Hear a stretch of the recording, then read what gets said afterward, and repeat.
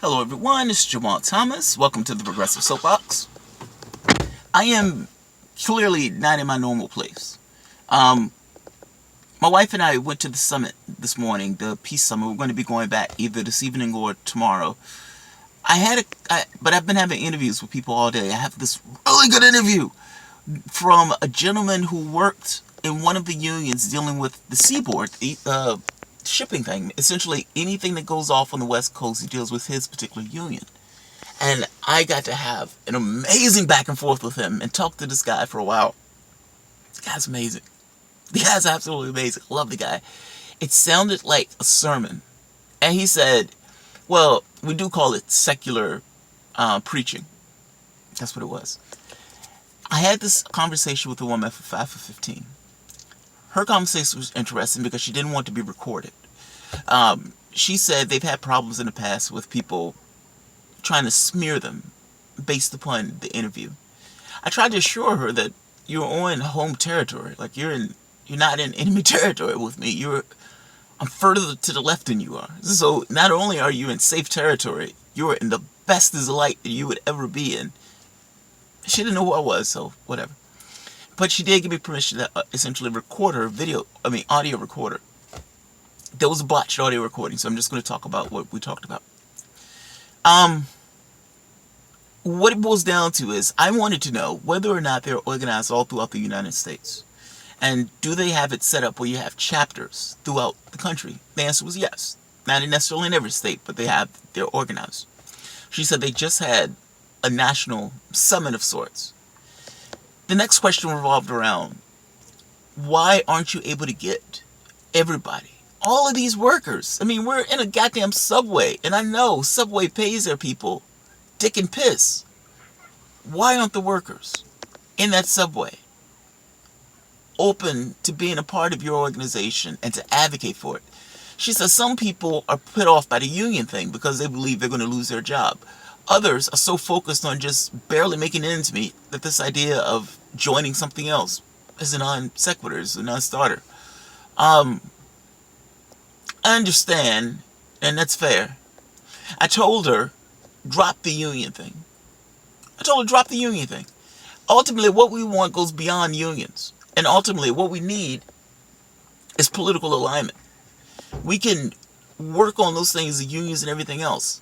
Those things are on the agenda, but at the very least, don't let that be the hedge. Ultimately, what you want from these people is, when a vote comes up, all of us will vote in political alignment. That's what you want. Because understand the power of that. If you had 10, 12, 20% of the population, that is a movement. That is a movement. That is a sea change in that particular society. Go beyond unions. Unions are nice and unions are important in regards to the companies that have unions. But they have decimated your unions. They've broken them up. They've attacked them. They've used mismanagement in regards to the people who are in those unions to essentially the bourgeois unionists, the people who decide to work with the business itself and sell certain things to the union that are to the right of what they should be. That's a problem. Meaning many of the unions, yes, they were attacked from the outside in regards to legislation. They were also destroyed from the inside. The people who they supported, meaning the Democratic Party, betrayed them. They betrayed them. You, if you're in a union, you're being betrayed. You're being betrayed. If you honestly believe that the Democratic Party has your interests in heart, what happened in Wisconsin? What happened in Wisconsin? Scott Walker broke you. Broke you. Openly, in front of everybody, broke you using legislative means to do so. Ronald Reagan broke you. They broke you. For 20, 30, 40 years, you've been attacked through legislative means. And for 20, 30, 40 years, the Democratic Party has stood by and watched. They stood by and watched. You believe because somebody is neutral towards you, that's some way helping you. It's not. It's not. If you're going to throw your support behind the Democratic Party, you should get something for that support. The point I'm getting at is neutrality is a concession. And if they want your support, it should go beyond neutrality. It should be active, vocal, advocate for that particular thing. Meaning, You tell your people, don't vote for them. Don't support them. Don't go out and advertise for them. None of it. Until they do right by you. Until they do right by you. Until they full well understand that the worker should own the means of production. Meaning, those unions should be to the left. And even if it's not a union, this is the important part.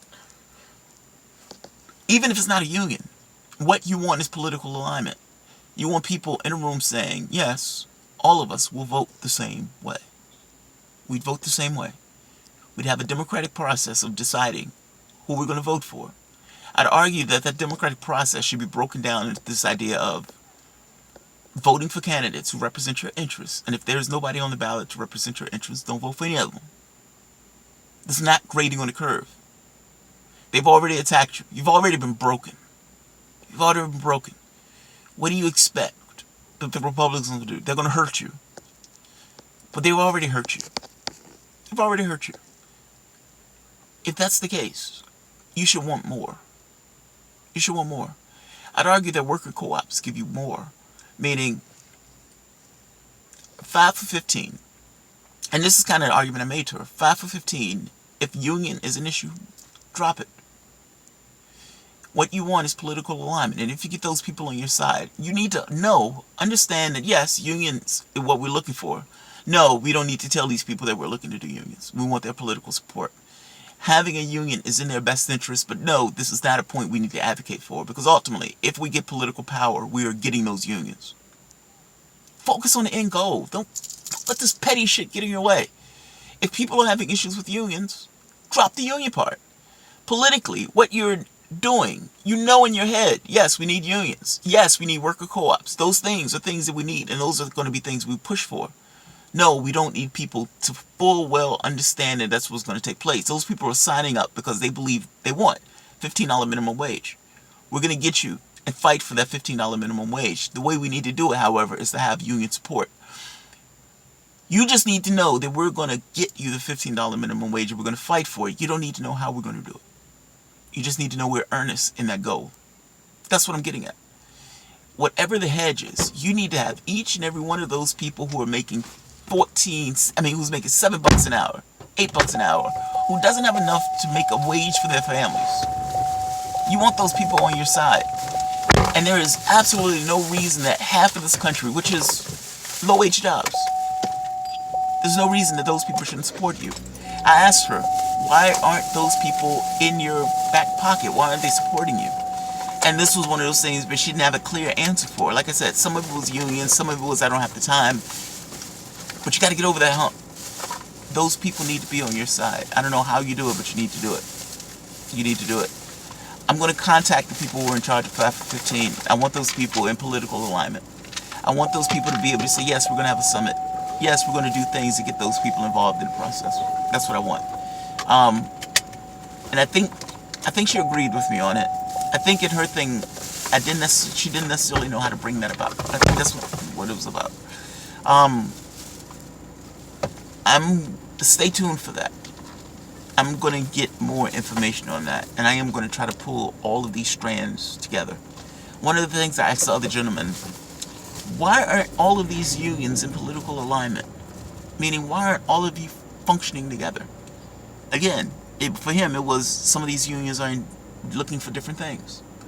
That's not an excuse anymore. That's not enough. We need more. We need more. And we need all of these people, all of our forces, in some level of political alignment. All of them.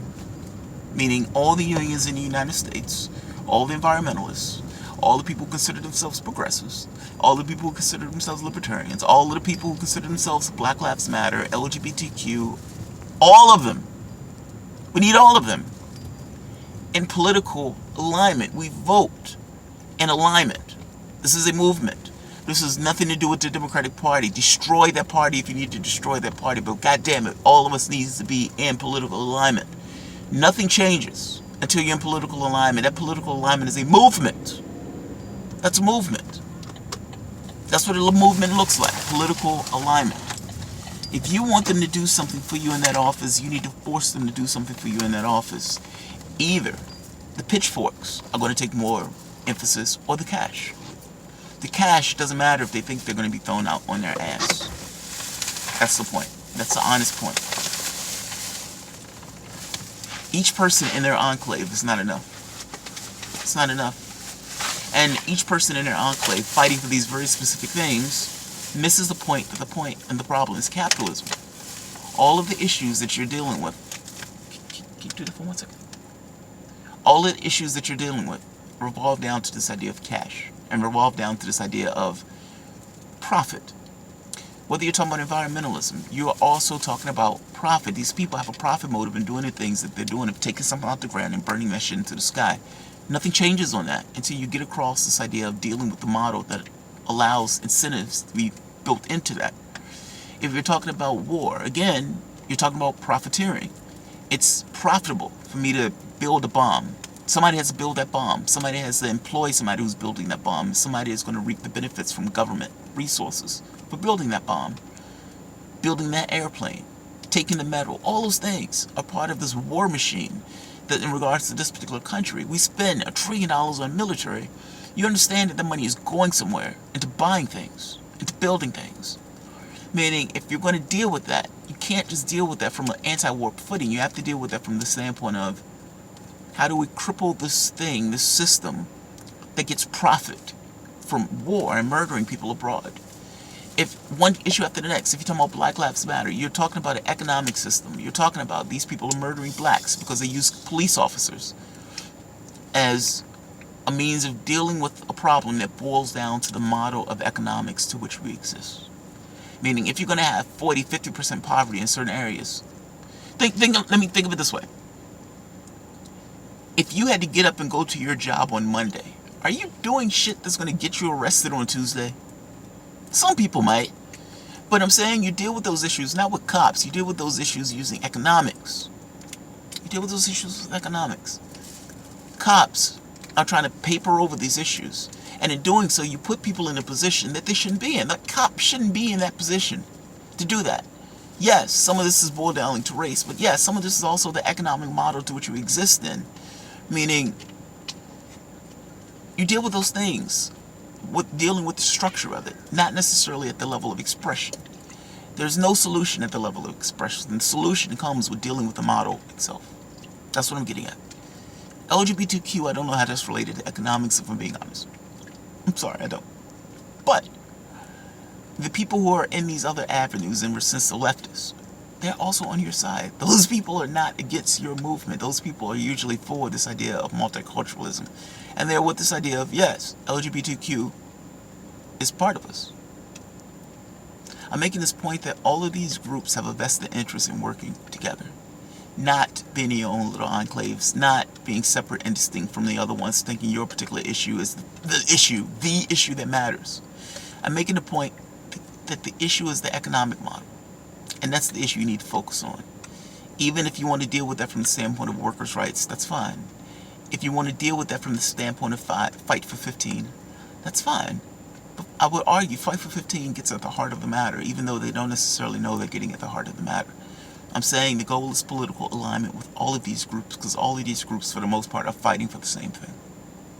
That's what I'm getting at. Stop your enclaves. Your enclaves are a problem. Fight in unison. If this was chess, what do? You have pieces sprawled across the board, or is your pieces magnified when those pieces are working together? I'm saying in reality it's the same way. Those pieces are magnified when those pieces are working together. All of us. I'm going to try to bridge all of those groups. That's my goal. I'm going to try to bridge it. I don't necessarily know how to do it. I think it starts with contacting each and trying to get some level of a figure in each that can represent each. And have the conversation with the figure in order to filter down to everyone else. And then to bring this into the sense of a summit. Not to get people in a room to just agree with each other, but get into a room and hammer out, what do you want? What do you want? And based on what do you want, how do you achieve that? And are you able to get your people to go into a political alignment to get across, we only vote when we get what we want? And the actions, whether it's sit-ins, whether it's protests, whatever our actions are, those things are done in unison. If it's we don't work on a particular day, we don't work on a particular day. If it's somebody gets shot, African American, I protest. is all across. It's not just African Americans protesting African Americans get shot. It's all of us. It is NATO in that sense, meaning what happens to one, what happens to all, and we would address it as such. I'll leave it at that. Alright guys, thank you. Oh, by the way, there's an interview with Sane Progressive that's coming up. So look out for that. It's pretty decent. Thanks.